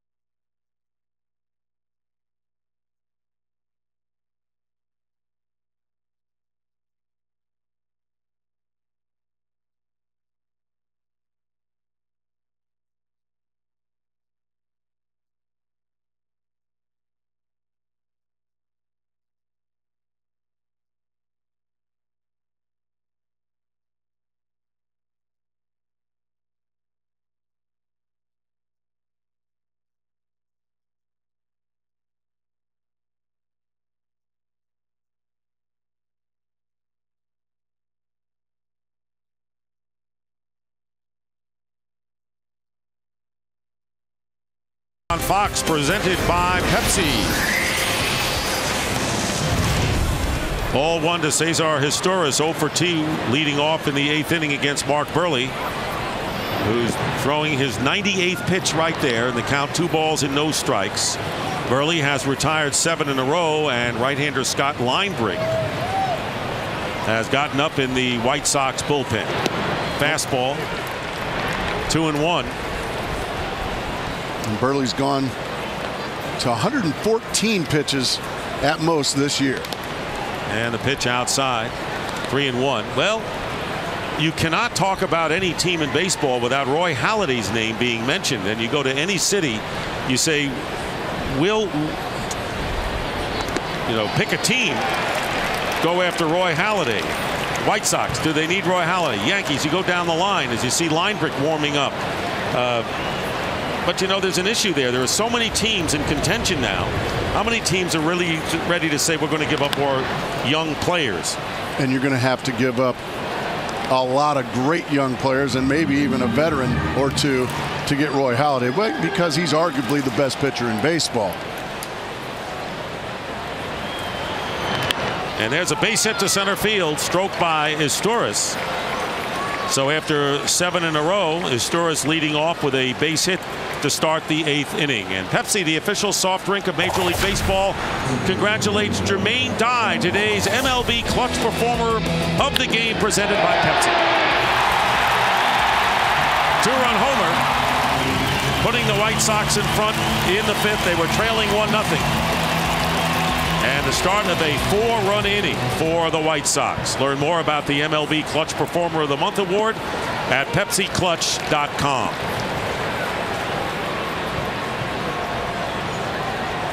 Brian Roberts 0-1 the count to him. Singled his last time up. That pitch is up high. 1-1.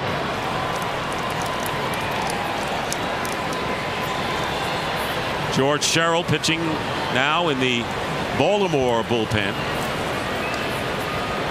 Burley missing on the breaking ball. 2-1.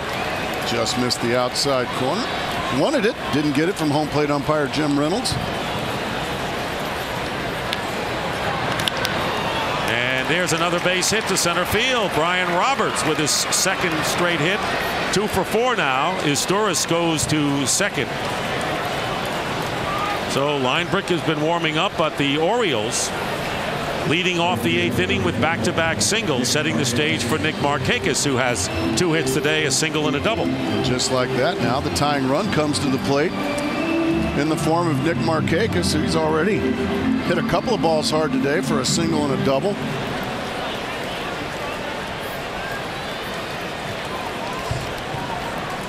So here's Markakis, 9th in the American League with 59 runs batted in, and Linebrick is joined by Matt Thornton, the left-hander, in the bullpen. 1-0 the count to Markakis. All of a sudden, just like that, now the Baltimore Orioles making things interesting. Ozzie Guillen have to get on the phone and get double barrel action out there in the White Sox bullpen. Orioles trying to claw back here in the 8th inning, and the fastball fouled off. So the count 1-1 to Markakis, who has 9 home runs on the year. Adam Jones, the on-deck batter, has 13. And Aubrey Huff, the designated hitter, batting cleanup. So the Orioles have the heart of their order. There you see Jones ready to hit, and this one is lifted in the air to center field. Dwayne Wise will make the catch. Going back to second is Izturis. And there's one away. And now it's time for the Just for Men hair color hold leaders. Let's take a look. Matt Guerrero and Hideki Okajima. And there's talk about hold leaders. Ozzie Guillen is coming in to get Mark Burley, and it looks like Scott Linebrick coming in. We'll be right back.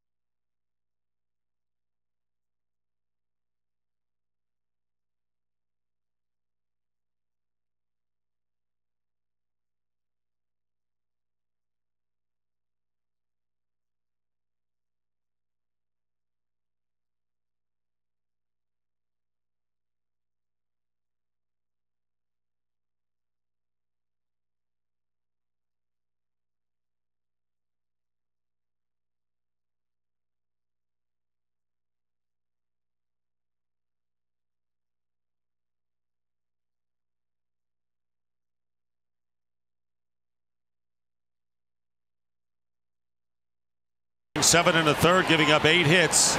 Responsible for the runners on base. Did not walk a batter, struck out 4. So here's Scott Linebrick facing Adam Jones, who touched him for a home run last night here. Very interesting move here by Ozzie Guillen. Bring in Scott Linebrick, who gave up a long home run to the opposite field off this man, Adam Jones. So Linebrick going to come in and try to nail this thing down in the 8th inning as the rain starts to come down. And good pitch off the fist out of play. Let's take a look at Adam Jones. 13th home run last night against Linebrick. Just stayed back, let the ball travel, and drilled it a long ways to right field. That's impressive. Jones is 0 for 3 today, as the Orioles have runners at first and second and 1 out. Izturis led off with a single to center. Roberts followed with a base hit up the middle. Markakis fly to center, and the count now is 1-2 to Adam Jones, followed by Aubrey Huff, the designated hitter. So the fans, some of whom moving to shelter, others came prepared as it started to rain here in Chicago, and the count now 2-2 to Jones.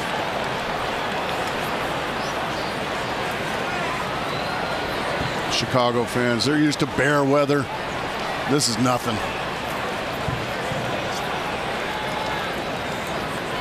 Well, they're used to bare weather, as you know. Here's the 2-2 pitch, and a base hit through the hole in left field, and they'll hold Izturis at third. Down 4-1, not taking any chances. The bases will be loaded with 1 out for Aubrey Huff. Here they are, the Orioles youth movement. We saw what some of them can do, and battling hard here. Adam Jones with the base hit. Luke Scott not playing today. Wieters, the rookie catcher. Reimold, who made a great throw to the plate to get a man there. And Bergeson, who started the game. And Ozzie Guillen coming to the mound. And Matt Thornton, the left-hander, will come in to face the left-handed hitting Aubrey Huff. Will be back.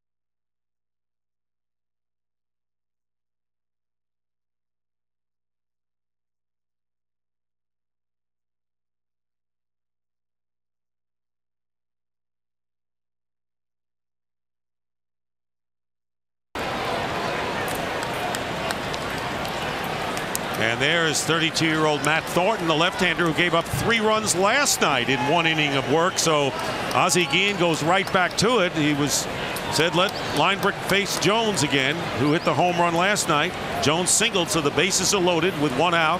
Tying runners at first base, and a high pitch very nearly got away from Pierzynski. Well, he nearly went to the backstop with that fastball. The reason Ozzie Guillen making this move is because left-handed hitters only hitting 155 off of Matt Thornton, a hard-throwing left-hander, throws in the mid-90s. He comes in and here it's a mess here in the 8th.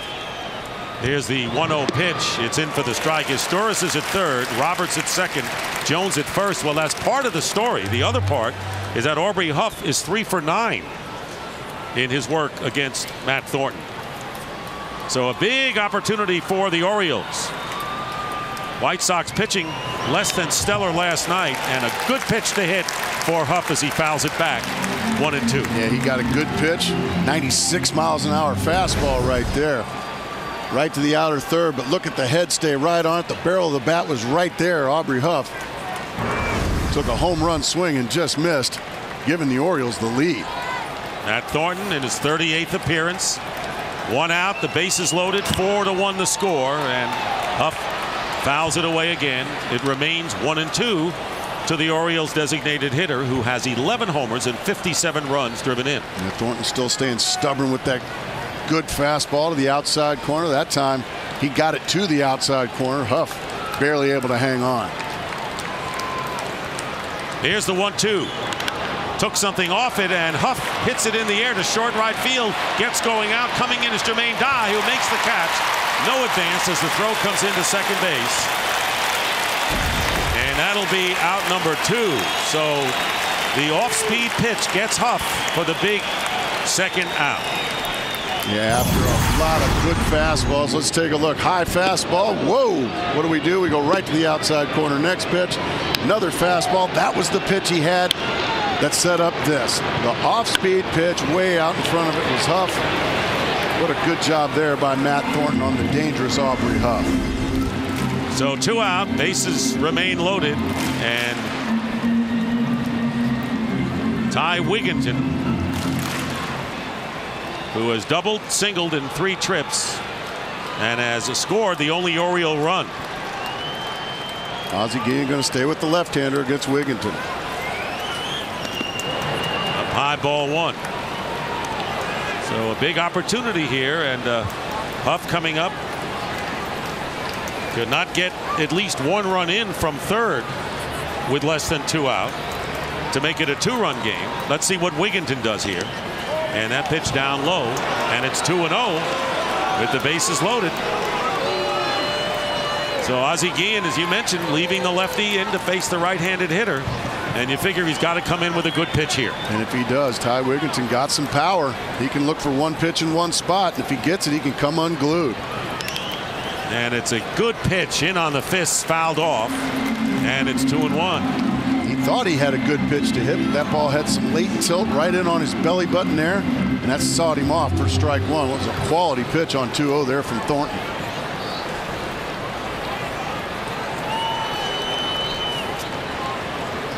Orioles are only 2 for 9 with runners in scoring position today.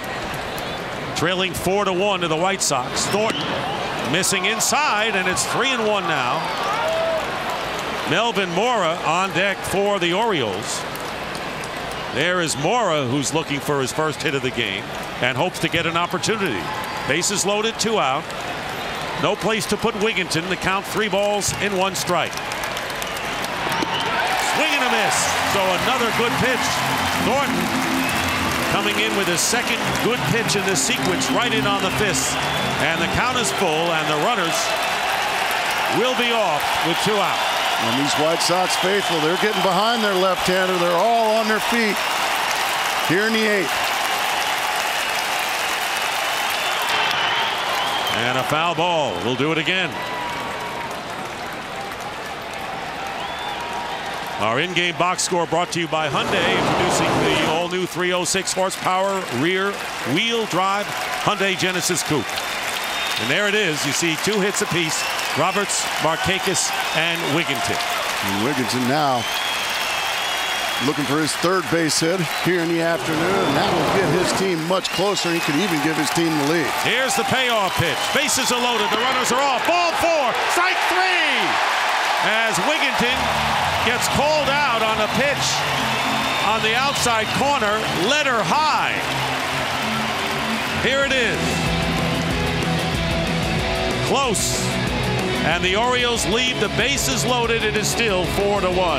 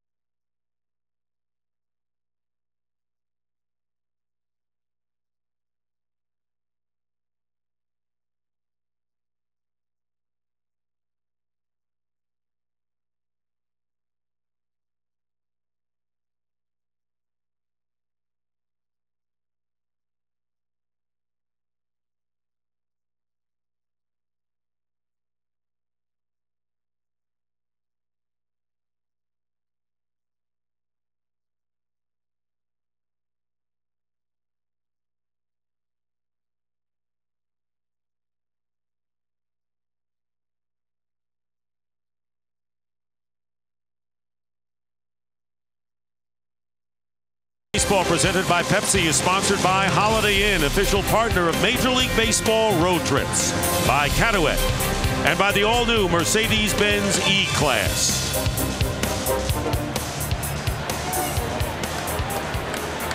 So the White Sox bat in the 8th inning, and Thornton getting that called third strike as the Orioles leave the bases loaded, and Chris Getz, who is 1 for 2 with a single, thrown out at home plate and hit by a pitch. George Sherrill is the new pitcher for the Orioles, the 3rd of the day, and here's the foul ball out of play.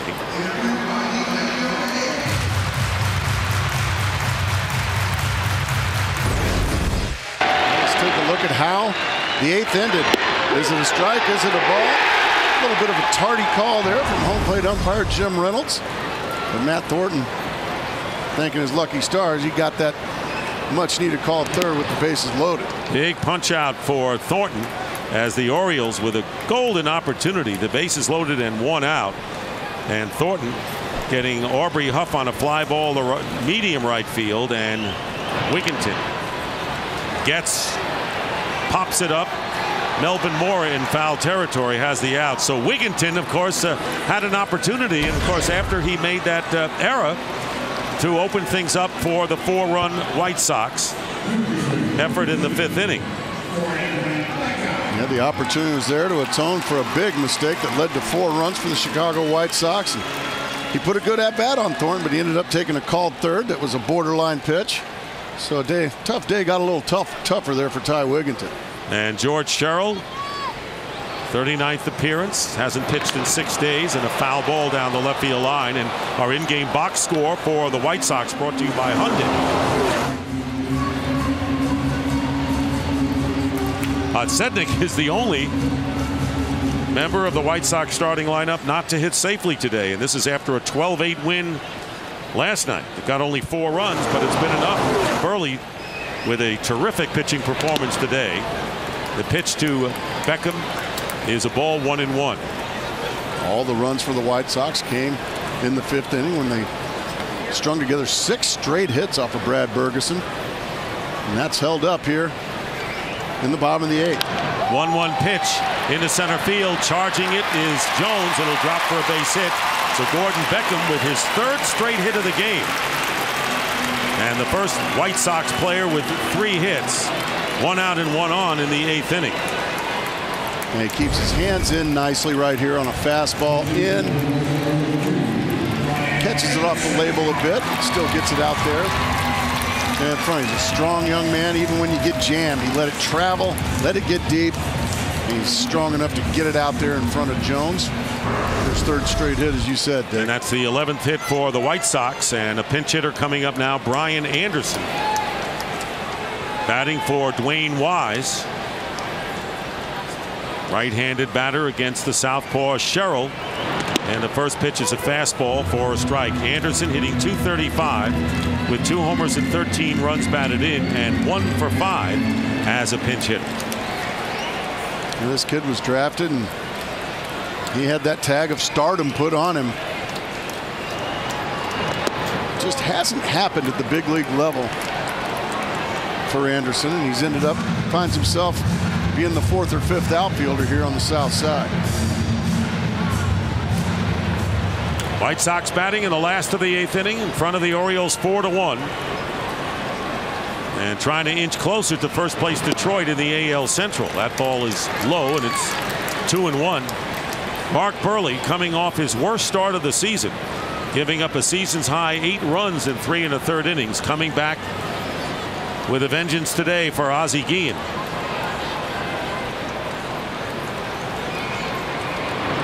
And the check swing did not go around, so it's 3-1. And in talking to Ozzie Guillen, he said 2 things will decide the American League Central fight: pitching and staying healthy. And one thing that the White Sox have, 1 to 12, would be pitching. And there you see holding up on the swing was Anderson. And what a luxury that is for Ozzie Guillen, knowing that every 5th day you've got a quality starter, and if it doesn't go well for him, you got some guys in the bullpen that are locked and loaded. And a slow hit bounding ball. Mora at third makes the play in time for the 2nd out as Beckham advances to 2nd. And here is today's Holiday Inn game-changing play.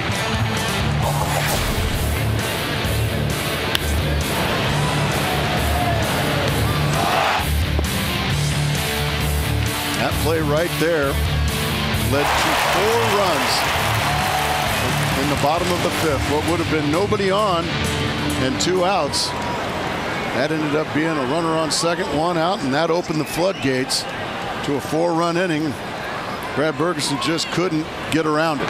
Scott Podsednik taking outside for a ball. Last night Podsednik reached base in all of his 5 plate appearances. He is 0 for 2 today, has walked and sacrificed, and the only member of the White Sox lineup without a base hit. There's a strike, 1-1. So Beckham the runner at 2nd base. The White Sox leading 4-1. They've out hit the Orioles 11-9. The Orioles making the only error in the game, and that was a critical one. Took something off the pitch to Sherrill. It's in there, 1-2 now.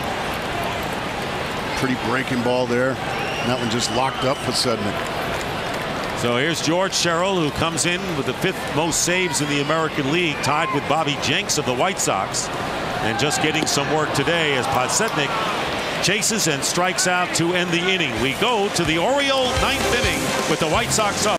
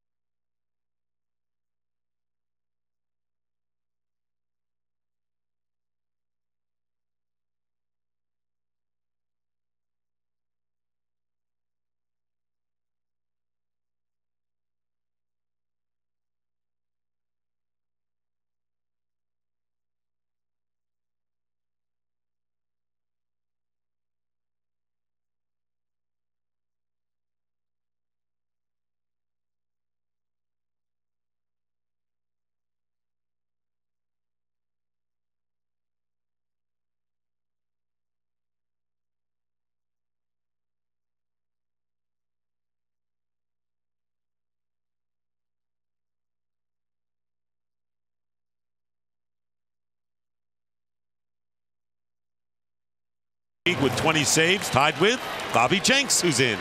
There he is, the colorful goatee and all. And Bobby Jenks, well, he is a popular player here in Chicago, a fan favorite here for the White Sox. And this is a save opportunity for him in to protect a 3-run lead.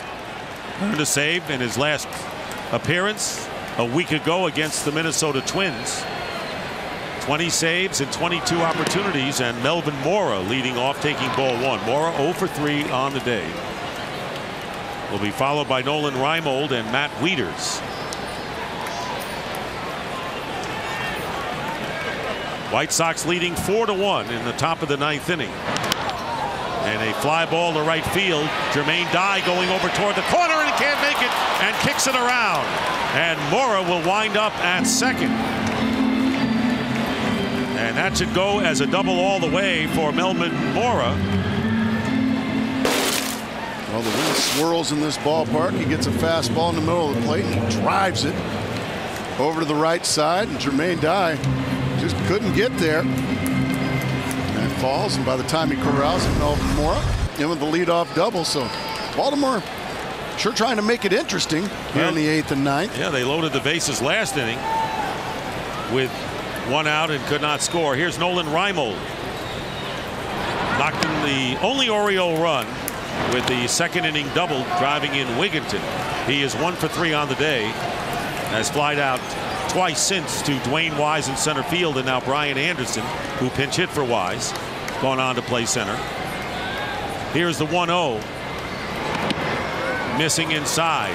So Bobby Jenks, who was claimed off of waivers in December of '04 from the Angels, had all kinds of elbow and shoulder problems and really has emerged and is ranked 3rd in White Sox history in career saves.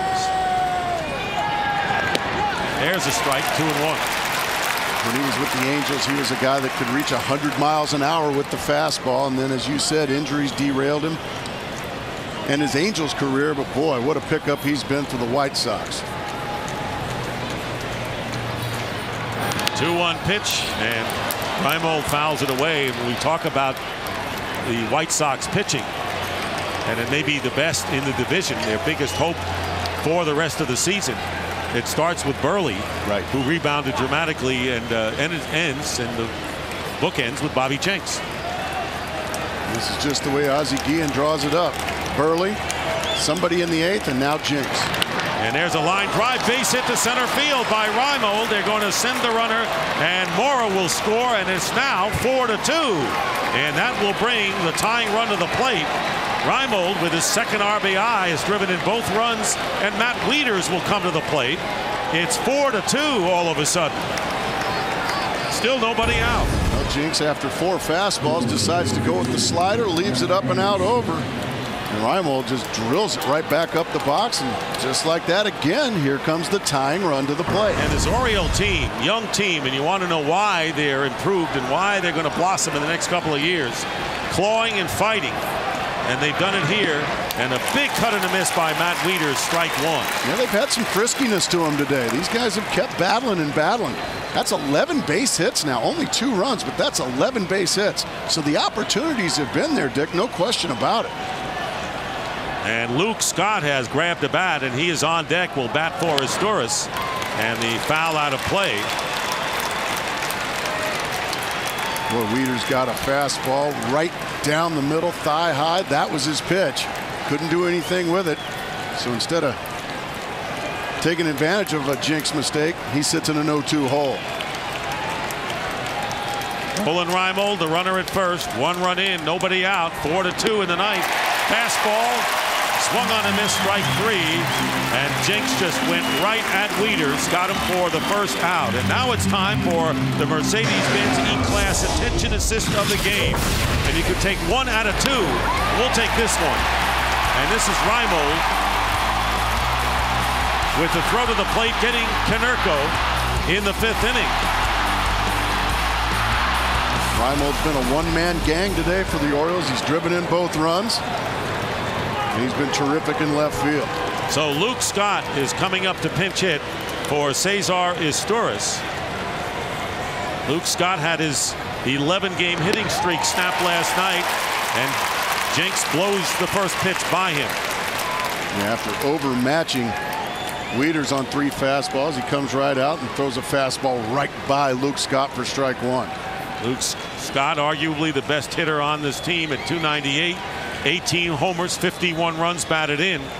He is the tying run at the plate with 1 out in the 9th inning. And now Jenks is ahead of him 0-2. That's 5 straight fastballs. He's just rearing back and letting it fly right down the middle. And so far he's been beating these Orioles. I think he got upset with himself for hanging a slider to Reimold. No sliders since. So here is Scott, 1 for 3 as a pinch hitter on the season. There you see where he is as far as run production in the long ball for the Orioles. Fastball, strike 3, and he's out. So Scott, the pinch hitter, is out, and there are 2 down here in the top of the 9th inning. No, it just wouldn't be fair without a replay of that. After 2 fastballs, he breaks out the curveball and just locks up Luke Scott. That is almost unfair. Luke Scott sit around on the bench all game, waiting to get a chance as a pinch hitter. And somebody does that to you, it's just not fair. Nice to have that other pitch. Yeah, exactly. So here is Brian Roberts, the last hope for the Orioles. He has singled his last 2 times, up 2 for 4 for the day. And the crowd on its feet here in the first pitch, ball 1 outside. Orioles took a 1-0 lead on Reimold's double in the second. But a big 4-run 5th inning, sparked by Jermaine Dye's 2-run homer following an error. White Sox got 4. Orioles with a run here in the 9th. There goes the runner. And in its second on the call strike 1-1 is Reimold, defensive indifference. So he's in scoring position. My favorite stat in baseball, defensive indifference, comes into play again.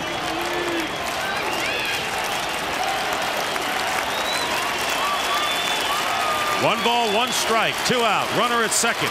4-2 the score. And it's 2-1 now to Brian Roberts. Bobby Jenks, who had 40 saves 2 seasons ago, 41 the year before. And as a rookie had 2 saves in the 2005 World Series when the White Sox won it all. Here's the 2-1 to Roberts. And the count is even on the foul ball at 2-2. Went bell tie right down the middle again. This time Brian Roberts tardy on the fastball. So Bobby Jenks, after a couple of base hits and giving up a run, back-to-back Ks, and now he sits with 2 strikes on Brian Roberts.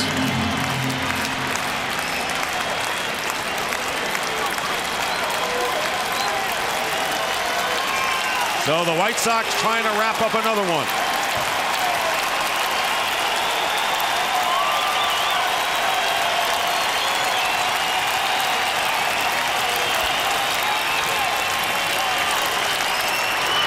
And there's a base hit to right field. Brian Roberts will score Reimold, and it's 4-3. So this crowd is stunned, poised for the 3rd out, hopefully a strikeout to give the White Sox the win. Instead, Brian Roberts with his 3rd straight hit to right field, knocking in the 3rd run of the game for the Orioles. When he gets on top of a high fastball, Brian Roberts driven in so many big runs for the Orioles over the last few years. Once again, a high fastball. This time he's able to get on top of the baseball. Well, that's hard to do to a 95-mile-an-hour chest-high fastball. And he just lines it into right field, and these feisty Orioles continue to climb. No question about it. 43 RBIs for Roberts. And here's Nick Markakis, who has a single and a double and 4 trips. 59 RBIs coming in today, 9th in the league. Tying runners at first. Go-ahead run at the plate with 2 out. And diving back is Roberts. Remember, Roberts, 18 stolen bases.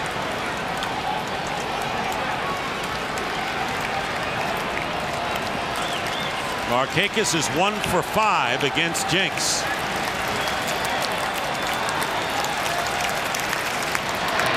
Fouled at the plate, and the count 0-1, and you know how badly Dave Trumley wants to get Brian Roberts in scoring position. Well, Jenks, a guy that a big guy, so he's not real fast to the plate. So if Brian Roberts can get a jump, I would imagine he's got the green light. He's a very good base stealer. I would imagine Tremblay would love him on second base sometime soon. The 0-1 pitch and a slow bounding ball he gets the force play to win the game, and the White Sox win it 4-3 and move to within a game and a half of first place Detroit in the AL Central.